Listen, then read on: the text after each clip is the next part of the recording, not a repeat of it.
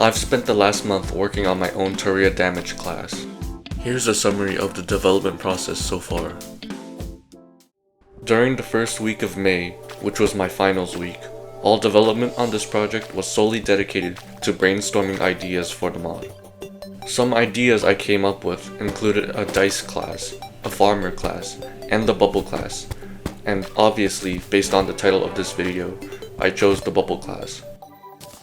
The key inspiration for this idea was the character named Little Mermaid from Nike, Goddess of Victory, my favorite Gooner game. Basically, one of her abilities includes creating controllable bubbles, which sounded cool to me. Like seriously, weaponized bubbles are so cool.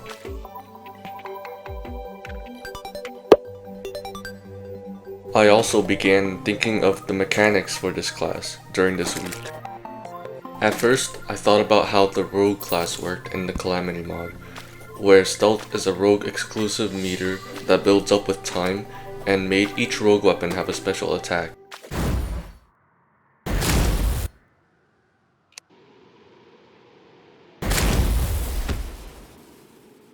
I liked that idea at first, but I wanted something the player had to manage rather than time effectively in a rhythm, which a lot of custom classes use in this game. So instead of a regenerating bar, I came up with the idea of manually filling a solution bar by dipping. Solution is basically the resource, while dipping increases solution. Every bubble weapon consumes solution, and dipping has a cooldown. On to week 2.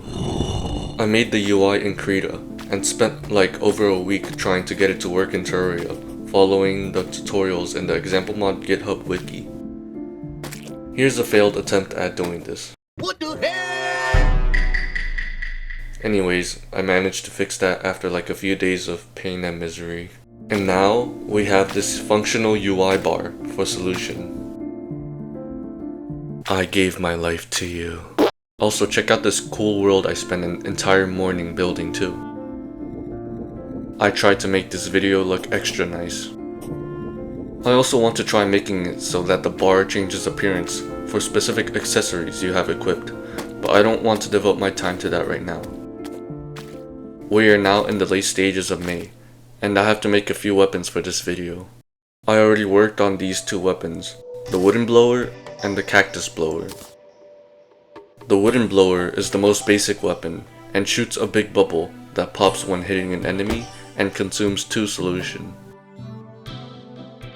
The cactus blower works similarly and also costs 2 solution, but upon popping, it releases a few spikes that fall and deals more damage. While on the topic of weapons, I thought I'd give an explanation of the subtypes of weapons you can find in my mod. Blowers are bubble weapons that use a high amount of solution and have a slower fire rate. In this video, all the weapons I made were blowers. Some other weapon subtypes I thought of were bubble guns, which were more accurate weapons and based around guns, meshes, which were bubbles turning into physical objects like swords, and bubble tech, which were mouse controllable bubbles.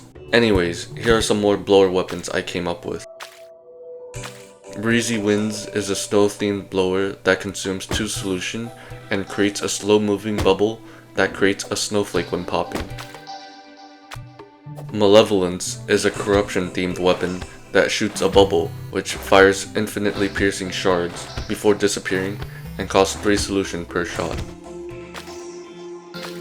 Volatility is the crimson counterpart, which also costs 3 solution and shoots a bubble with slight homing and releases homing projectiles after popping.